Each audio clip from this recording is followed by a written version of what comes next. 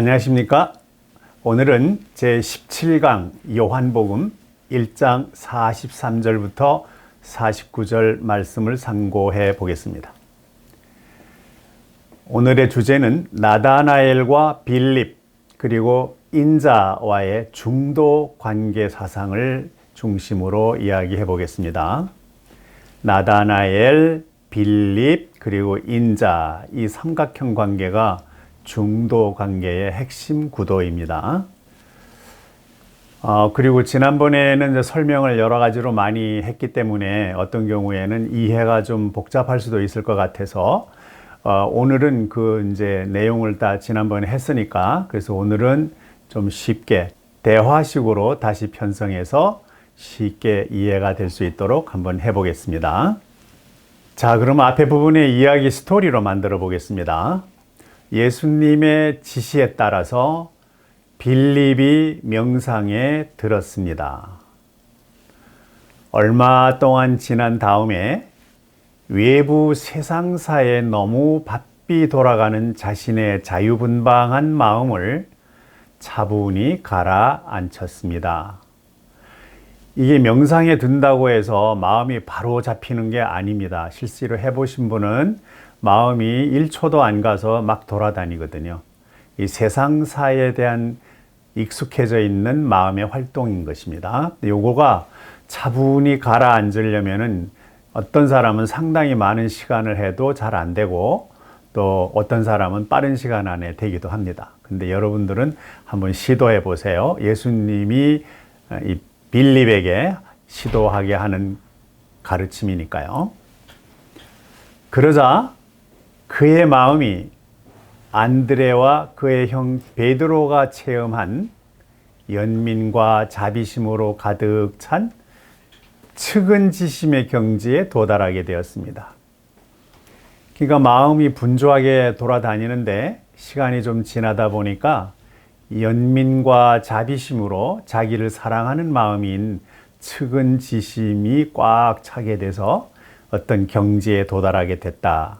이런 얘기입니다. 그런데 그 경지는 지난번에 자기 빌립보다 먼저 그 경지를 체험한 안드레와 그 형 베드로가 함께 체험한 경지이라는 것을 알려주셨습니다.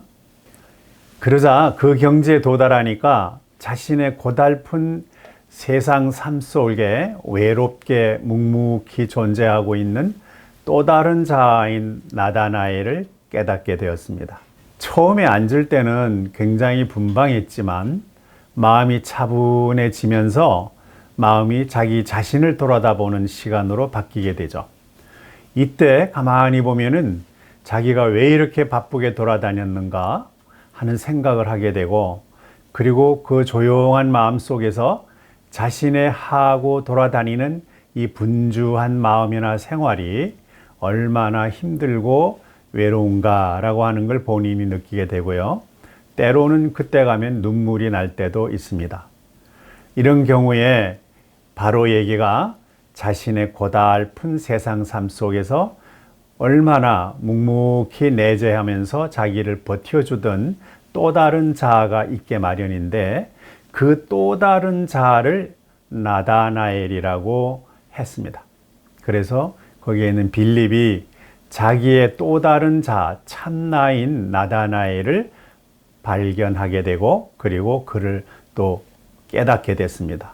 자기 본래의 본성이 조용하고 그러면서 항상 평화로워야 되는데 자기의 다른 마음이 워낙 분주하게 뛰어다니다 보니까 이 내면에서 조용히 자기를 받쳐주고 있는 그 마음을 알지를 못했다는 거예요. 자, 그런데 이때 나다나엘이라고 하는 것은 하나님의 선물이다라고 지난번에 설명해 드렸잖아요. 그 사람이 멈추고 자기 자신을 반성해 보면 하나님의 심적 선물인 바로 나다나엘을 볼 수가 있고 체험할 수가 있는 거예요. 근데 쉬지 못하고 끊임없이 딴 생각을 하게 되는 사람에게는 하나님의 선물, 이 나다나엘을 볼 수가 없다라고 얘기를 했죠. 근데 이 나다나엘이 홀리 고스트에 속합니다. 다음, 그는 세상 삶의 찌든 힘든 전투로 지쳐있는 빌립의 소울을 보고, 이 소울은 여호와 하나님이 흙으로 사람을 만들고 그리고 영과 스피릿, 영과 자기의 숨을 콧구멍으로 불어넣을 때 생기로 바뀌는, 그것을 소울이라고 그러죠. 우리 사람들은 다 소울이겠죠. 그 소울을 보고 쓸쓸한 연민과 자비의 눈빛을 보내고 있었습니다. 누가? 나다나엘이. 나다나엘이 자기예요. 그런데 하나님의 선물 쪽으로 놓고 자기를 한 번 더 반출을 해보게 되면 그 나다나엘이 기쁘지 않죠. 그래서 이제 자기의 반대 또 다른 나가 너무 슬픈 거예요. 그 소울인데 그 소울이 세상사에 너무 바람처럼 다니고 너무 힘들고 하나도 자기 게 아니고 남을 게 없는데 거기에 매달려서 계속 생각하는 모습이 언제나 보면 답답하겠죠. 그래서 이 연민과 자비의 눈은 나다나엘이 가지고 있는 거예요. 하나님의 선물인데 이걸 모르고 네가 왜 그렇게 괴로워하느냐라고 하는 것을 볼 때 마음이 얼마나 쓸쓸하겠습니까? 그 눈빛을 보내고 있는 걸 본 거예요. 그래서 빌립의 소울이, 빌립의 그 생명이죠. 우리 인간이 가지는 그 마음이랑 같아요. 빌립의 소울이 홀리고스트인 나다나엘에게, 자, 이제 홀리고스트는 예수 그리스도가 인자로서 우리 인간들에게 주는 영적 옷이에요. 근데 그 홀리고스트인 나다나엘에게 우리가 진정으로 우리의 구세주 메시아를 만났습니다 하고 말했습니다. 이때 우리는 누구냐면은 빌립의 소울과 나다나엘의 홀리고스트예요. 이 둘은 원래 같은 빌립을 이루고 있는 영적인 상황이죠. 근데 이 두 사람이, 근데 이거를 우리가 정말로 우리의 구세주 메시아를 만났습니다. 누구를 구세하는가? 이 소울과 홀리 고스트예요. 이 소울을 구제하는 거예요. 이걸 구원하기 위해서 홀리 고스트를 예수님이 성령으로 세례를 주러 오셨다 그랬거든요. 그래서 이제 그거예요. 그래서 바로 그래서 우리가 진정으로 우리의 구세주 메시아를 만났습니다 하고 이제 말을 걸은 거예요. 미안하기도 하겠죠. 나다나엘한테 이 빌립이. 그러니까 나다나엘이 물어요. 거꾸로 그분이 누굽니까 하고 물었습니다. 그러니까 빌립의 소울이 말하기를 세상을 위해서, 우리 세상 사람들의 이 소울들을 위해서 새로운 구원의 길을 열기 시작한 예수입니다 라고 얘기를 해요. 새로운 구원, 이게 나자렛이라 그랬죠. 거기에 있던 그 나무가지 위에 움트는 싹이라고 얘기했습니다. 그 출신. 그래서 예수님의 그 구원의 길은 세상을 위해서 새로운 구원의 길을 열기 시작한 예수님이 바로 메시아입니다. 우리 둘이 다 깨닫게 되지 않았습니까? 라고 하는 거예요. 그리고 그는 의의 아들입니다 라고 말했어요. 그 의라는 것은 그게 이제 요셉이, 예수의 육신의 몸이 요셉이잖아요. 근데 요셉이 의인이라고 하는 걸로 번역이 되고 있어요. 그래서 the son of Joseph, 그러니까 그 조셉은 의인의 아들, 이렇게 되죠. 예수는 의인의 아들이다. 즉 의의 아들인 예수입니다. 이 의라고 하는 건 공평함을 얘기하는 거예요.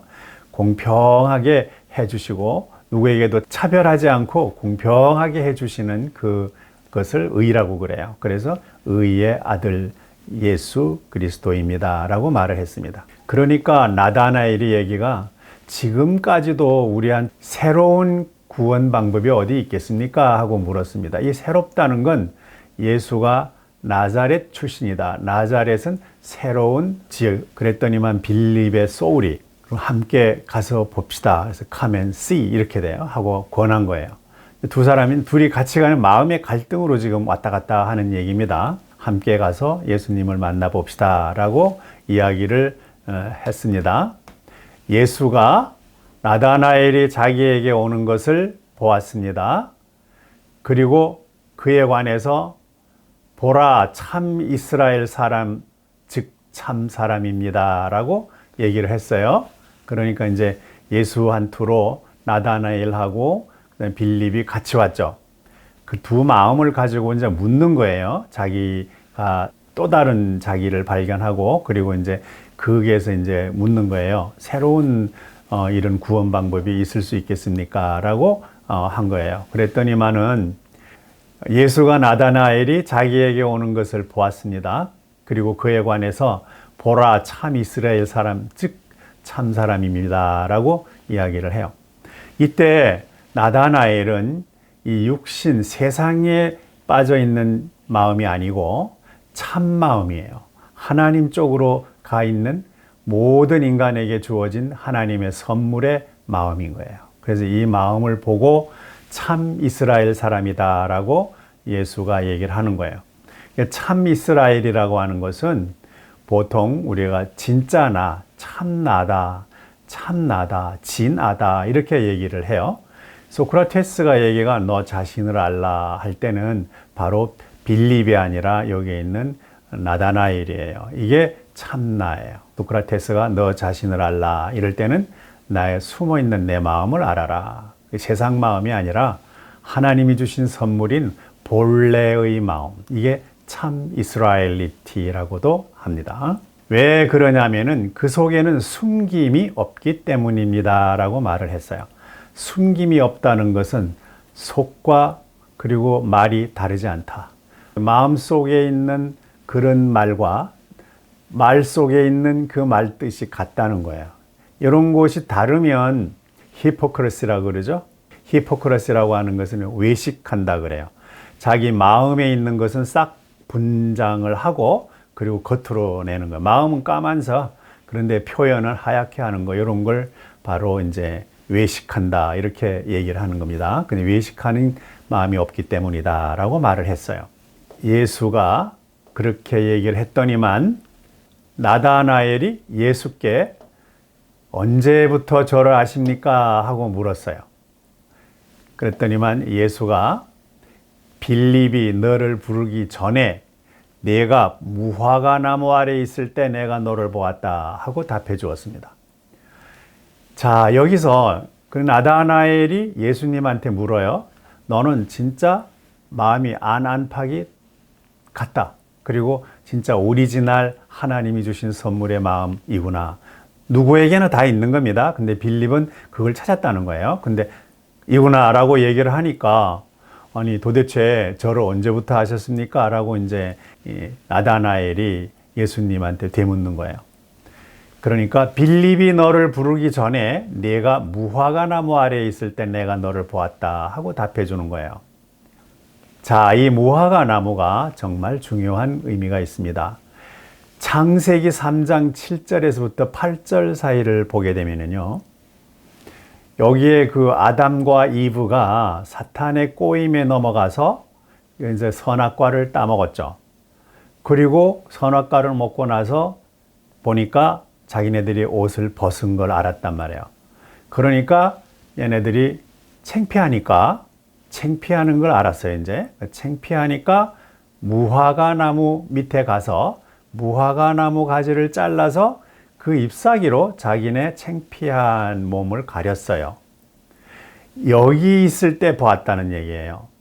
여러분, 이 무화과 나무는 바로 이때입니다. 이때 나다나엘이 말하자면은 빌립의 참나였던 거예요. 이 참나는 모든 사람이 공유하는 마음입니다. 근데 이게 하나님의 마음이걸랑요. 이때 그 에덴 동산에 무화과 나무 가기 전까지만 해도 얼마나 하나님과 항상 같이 지내는 그런 사람들이었거든요.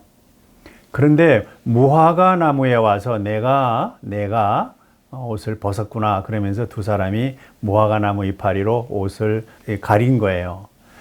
이때 내가 너를 보았노라 라고 얘기를 하시는 겁니다. 그러니까 이 나다니엘이 겁이 나죠. 그리고 너무 또 반갑기도 하고 그때 계신 분은 하나님밖에 없잖아요. 근데 그때 이야기가 Lord God이에요. 그때 여호와 하나님이 있었어요. 근데 보통 3절부터는 Lord, Lord, 그 대문자로 된 걸 Lord만 나오는데 이때 당시는 Lord God가 말씀을 하시는 거예요. 이게 중요합니다. 그래서 거기에 있는 그 나다나엘, 즉 그 이제 이브나 이제 아담에게 일하기를 이제 보니까 떨고 있잖아요. 너무 불쌍하잖아요. 여기에 대한 피티풀하다. 매우 연민이 꽉 찬 말이죠. 그리고 저걸 어떻게 해? 라고 하는 자비심도 있는 거예요. 그 하나님의 마음속에는 연민과 자비심. 그러니까 연민과 자비의 경지까지 내려가야 이걸 볼 수 있다고 하는 얘기가 되는 거예요. 그러자 나다나엘이 라비어 당신은 하나님의 아들입니다. 라고 얘기를 해요. 당신은 이스라엘의 임금입니다. 라고 칭송했습니다. 요 이스라엘은 야곱이 야복강가에서 사람과 하늘의 사람들과 싸워가지고 이 발씨름이나 기도 씨름을 해서 이겼거든요. 그래서 이제 야곱이라고 하지 않고 너의 이름을 이제 이스라엘이라고 하마라고 하면서 이스라엘의 이름이 주어졌어요. 이스라엘은 하나님과 항상 같이 함이라는 말이 되겠어요. 네, 여기에 임금입니다라고 얘기해요. 하나님을 바라다 보는 모든 사람에 있어서의 임금입니다라는 것이죠. 이스라엘의 임금입니다라고 칭송을 해요. 근데 여기서 무화과 나무 아래 있을 때는 이 창세기 3장 7, 8절 바로 여기에서 인간의 비극이 시작되는 바로 그 시점에 하나님께서 계셨다. 그런 얘기입니다. 다음, 예수가 내가 너를 무화과 나무 아래에서 보았다고 말했기 때문에 네가 믿느냐 그래요. 당신 나를 어떻게 알아요? 라고 얘기를 했다가 너를 무화과 나무 밑에서 보았노라. 그때 불쌍하게도 옷을 벗고 있고 다 이런 죄를 범해서 떨고 있는 너희들을 보았노라. 그러니까 아이고 하고 이제 절을 한 거죠. 그때 예수가 얘기하기를 내가 너를 무화과 나무 아래에서 보았다고 말했기 때문에 네가 믿느냐. 이게 영적인 문제입니다. 지금 이 사건은 영적으로 이미 에덴 동산까지 내려가는 거예요. 우리 마음은 에덴 동산 가는 게 삽시간에 갈 수 있죠. 우리 몸은 못 가는 거예요. 그렇지만 여기서 태양까지도 우리 이 나다나엘 마음은 태양도 금방 갔다 올 수가 있는 거예요. 생각만 하면. 그보다 더 큰 일을 보게 될 것이다 라고 말을 했습니다. 자, 그러면 이제 예수님이 에덴 동산에서 무화과 나무 아래에서 있을 때 이 나다나엘의 참 자기 마음 이런 거를 보았노라라고 이야기를 했지만 그거보다 이제 더 큰 일을 넌 또 보게 될 거다라고 이제 지금부터 예언을 하신 거예요. 다시 한번 얘기하면은 그리고 나다나엘에게 진심으로 내게 말한다. 이 일 후에는 지금 있는 이 사태 이 일 후에는 너는 하늘이 열리는 것을 보고 하나님의 천사들이 인자 위에 오르내리는 것을 보게 될 것이다 라고 말했습니다. 자, 여기서 하늘이 열린다? 그 말은 선을 하는 거예요. 명상을 해서 쭉 내려가서 자비심과 그리고 연민 이런 것들이 꽉 채워지는 그 경지까지 가면 그때 보이는 일이 너는 하늘이 열리는 것을 보게 되고 하나님의 천사들이 인자 위에 오르락 내리락 하는 것을 보게 될 것이다. 이렇게 얘기를 해요. 그러니까 하늘이 열린다? 그건 지혜가 열리는 거예요. 어디 지혜? 저기 간 궁창. 창세기 1장에 위하늘과 아하레물이 있죠. 그 중간에 궁창이 하늘이라고 했고 그 하늘이 지혜의 근본이라고 했어요. 그래서 그 하늘이 열리고 지혜의 문이 열리는 것을 보고 이 말이에요. 하나님의 천사들이 그걸 도와주는 천사가 있잖아요. 지혜가 열리면 행위를 해야 되니까 하나님의 천사들이 인자 위에 오르내리는 것을 보게 될 것이다. 자, 여기 인자가 졸지에 예수에서 인자로 바뀌었어요. 예수는 이스라엘 젊은 청년의 모습으로서 소울의 몸이잖아요. 근데 그거는 이제 플래시니까 죽은 거예요. 그런데 여기서 보니까 인자 위에 오르내리는 것을 보게 될 것이다. 그랬으니까 눈으로 현상 세계에서 보는 것이 아니라 마음 속에서 일어나는 하나님의 천사들이 오고 가고 하는 것을 너는 보게 될 것이다 라고 얘기를 합니다. 자, 그러면 다시 한번 그 정리를 하면 무화과 나무 아래 있을 때도 영적이지 않습니까? 그 영적인 거 안에서 거기에서 인간이 죄 짓고 쫓겨나고 위험에 떨고 불안하고 이걸 보고 측은지심을 느낀 하나님, 예수님, 그분이 Son of Man이에요. Son of Man. 이분의 천사들이 같이 이제 일하는 거죠. 그러면 옛날 그 창세기하고 이제 앞으로 예수님이 요한복음 2장에서부터 시작되는 이런 모든 것의 영적인 문제로 하나님과 가까워지는 상황을 보게 될 건데, 그때는 하늘의 문이 열리고 지혜의 문이 열리고 하늘의 천사들이 오르락내리락 할 거다 그래요. 자, 이게 하늘의 천사는 하나님의 천사인 거예요. 지난번 우리가 저기 창세기 좀 배울 때 그때 보면은 여호와 하나님이 있고 여호와 하나님의 천사들이 있고 사탄 이렇게 같이 있다 그랬죠. 그런데 이 신약에는 여호와 하나님의 천사는 등장하지 않습니다. 그런데 바로 하나님의 천사들이 등장을 하고 하나님과 같이 이야기되는 나다나엘 같은 이런, 그리고 홀리 고스트 같은 이런 예수님과 소속이 되고 인자랑 같이 되는 영적인 유기체 연합, 영적인 유기적 연합체를 우리는 체험하게 될 것입니다. 그러므로 이제부터 창세기 2장이 되면은 그때부터 이제 새롭게 전개되는데, 그 내용을 지금처럼 이 18강처럼 그렇게 숨어 있는 의미를 다 찾아서 공부를 해야 우리가 비로소 예수님의 가르침을 이해할 수가 있을 것입니다. 오늘 많은 수고를 하셨습니다. 다음에는 제 18강 Q&A로 내용을 한 번 더 정리해 보도록 하겠습니다. 감사합니다.